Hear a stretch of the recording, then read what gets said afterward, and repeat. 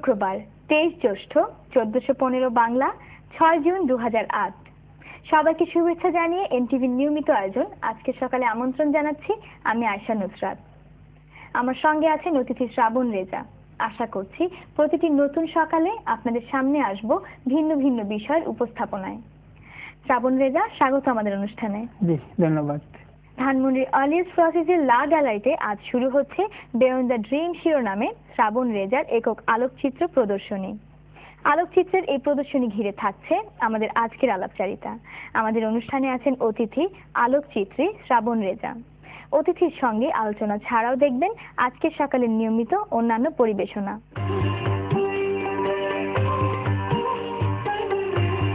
প্রিয় দর্শক, বিশ্বখ্যাত চিত্রশিল্পী সালভাদর দালির প্রতিকৃতি থেকে ফিরে আসছি আজকের অতিথির কাছে।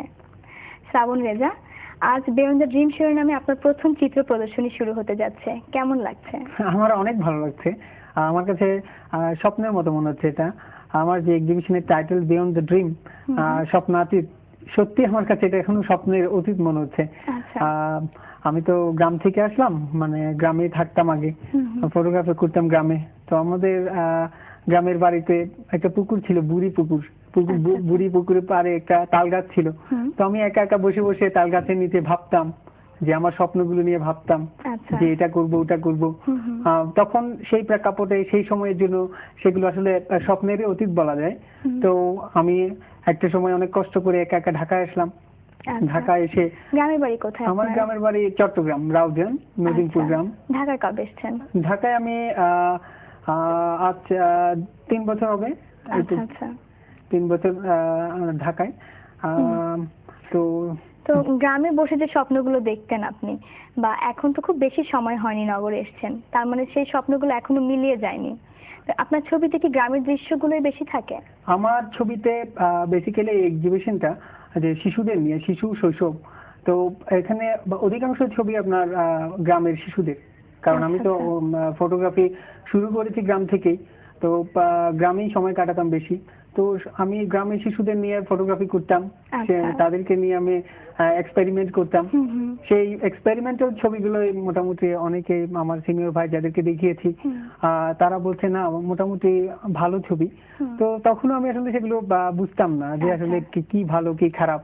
তো একটা সময় আস্তে আস্তে, আজকে তো 8 বছর চলছে আমার ফটোগ্রাফি বয়স। তো এখন বুঝতে পারছি যে না, একটু একটু মোটামুটি আমার ছবিগুলো মোটামুটি ভালোই। আমার ক্যাটালগে অনেক ইন্টেলেকচুয়ালদের কমেন্টস আছে, যেমন হাশেম খান, বিশিষ্ট পেইন্টার, তারপর ডক্টর নওয়াজিশ আহমেদ, ডক্টর বোরহানুদ্দিন খান জাহাঙ্গীর।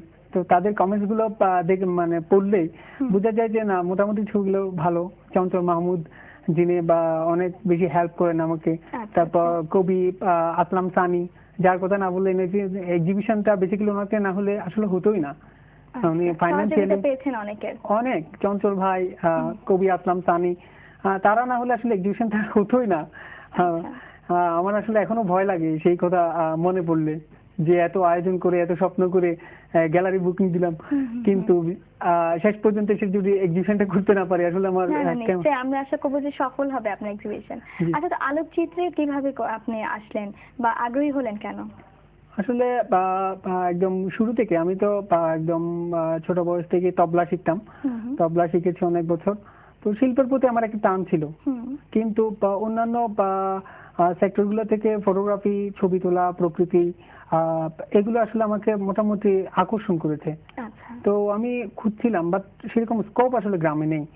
তো আমি ঢাকায় আসলাম একটু বেড়াতে। তো একটা সান্নিধ্য পেলাম এখন সাদাত ভাই, সাদাত পারভেজ অঞ্চল ভাই, উনি আমাকে হাতে ধরে শিখিয়েছেন, শুরু করিয়েছেন।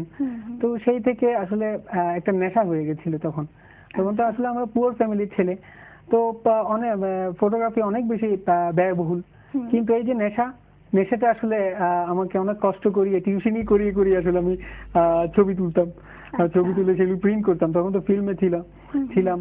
তো এরকম করে আসলে কষ্ট করে আমার ওই যে নেশা, ভালো লাগা, এটা তাগিদেই এত দূর এগিয়ে এসেছেন আপনি। হ্যাঁ, বলা যায় সেটাই আসলে, বেসিক্যালি সেটাই। আচ্ছা, প্রাতিষ্ঠানিক কোনো শিক্ষা ছিল আপনার? প্রাতিষ্ঠানিক তেমন লং কোর্সের কোনো কোর্স আমি করিনি।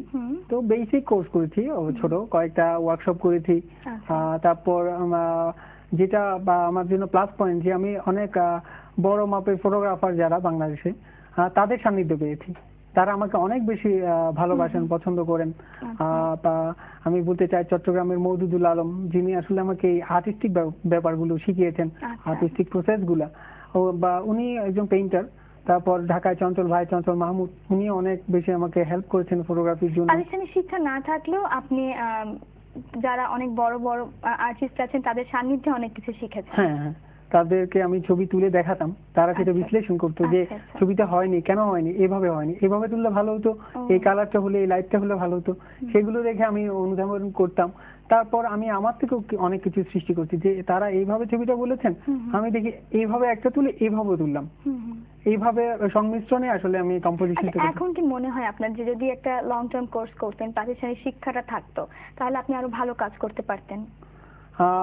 ভালো কাজ আসলে স্ট্যাটিক ব্যাপারটা আসলে ন্যাচারাল, এটা আমি মনে করি শেখানো যায় না, কাউকে জোর করে শেখানো যায় না।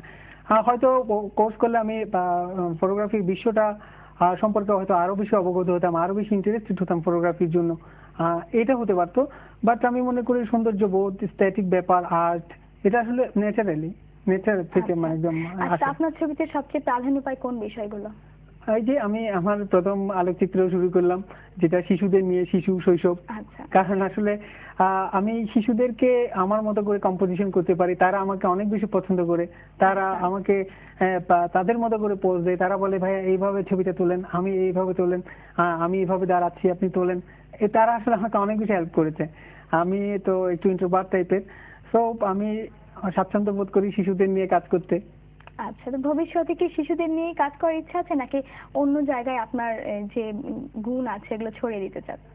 আমি চাই আসলে বেসিক্যালি চাই তো শিল্পী হতে, শিল্পী। তারপর শিল্পী হব, বাট শিল্পীদের তো অনেক বেশি কষ্ট ফাইন্যান্সিয়ালি, লাইভলিহুড ক্যারি করতে অনেক বেশি কষ্ট। সো আমি চাইবো শিল্পী হব, বাট নিজেকে চাইবো একটু স্বচ্ছন্দে জীবনযাপন করতে পারি, সেরকম শিল্পী হতে চাই আমি। তো সব মিলিয়ে আমি থিয়েটার, তবলা, মিউজিক, এই সব মিলিয়ে টোটালি ফটোগ্রাফি সব মিলিয়ে আমি একদম ভালো। ফটোগ্রাফিকে কি পেশা হিসেবে নেওয়ার ইচ্ছা আছে আপনার? ফটোগ্রাফিকে যেহেতু অন্য কোনো পথ নেই আমার এই মুহূর্তে, আমাকে যদি ঢাকায় থাকতে হয় তাহলে ফাইন্যান্সিয়াল সাপোর্টটা আমি বেসিক্যালি এখন ফটোগ্রাফি থেকে পাই। সাপ্তাহিক 2000 কাজ করছি, অল্প স্বল্প অ্যাডভার্টাইজিং ফার্মে কাজ করছি। তো ফটোগ্রাফিতে আমার এখন অন্য কোনো বিকল্প নেই। তো ফটোগ্রাফি করছি এবং প্রফেশনাল হওয়ার চেষ্টা করছি, কাজ করছি টুকিটাকি। ডক্টর নওয়াজের সামনে, ওনার ফটোগ্রাফি অনেক ভালো লাগে আমার।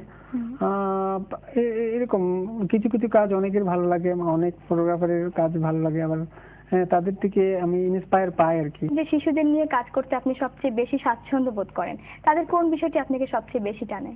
তাদের হাসি, তাদের উচ্ছ্বসিত জীবন, তারা যে খেলছে, তারা মনের মতো করে তারা আর্টিস্টিক ভাবে খেলছে। শিশুরা আসলে কিভাবে বা খেলে, তারা তো আর জেনে শুনে খেলে না, সারল্য থাকে। হ্যাঁ, অনেক বেশি সারল্য থাকে, তারা মনের আনন্দে কাজগুলো করে, সেগুলো আসলে আমাকে অনেক টানে।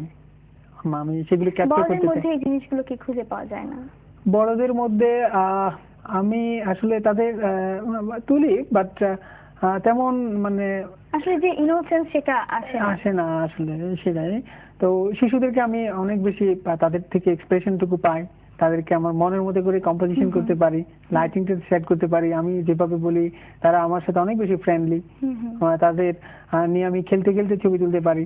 বাট বড়দেরকে তো আসলে সেভাবে সম্ভব হয় না সব সময়। আমি চাইবো সবাই আজ আমার এক্সিবিশনে আসবেন 6:30টায়, উদ্বোধনী হবে, সবাই এসে ছবিগুলো দেখবেন, মূল্যায়ন করবেন, কেমন কাজ করলাম, মন্তব্য করবেন সবাই, যাতে আমি আরো ভালো কাজ করতে পারি, ভুল ত্রুটি ধরিয়ে দেবেন, যাতে আমার শিল্প আরো বেশি ভালো কাজ করতে পারি। ধন্যবাদ। ধন্যবাদ আপনাকে শ্রাবণ রেজা, আবারও ধন্যবাদ আপনাকে। ধন্যবাদ। শুভ হোক আজ সারাদিন।